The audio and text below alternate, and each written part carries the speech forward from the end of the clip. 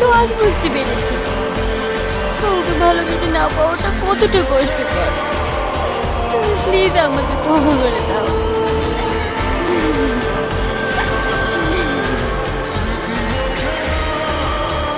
আমি জানি আমার জন্য তোমার পরিবারের অনেক মান সম্মান নষ্ট হয়েছে। আমি তোমার ভালোবাসা বুঝতে পারিনি। তোমার পবিত্র মনে এইভাবে কি একটু জায়গা দাও।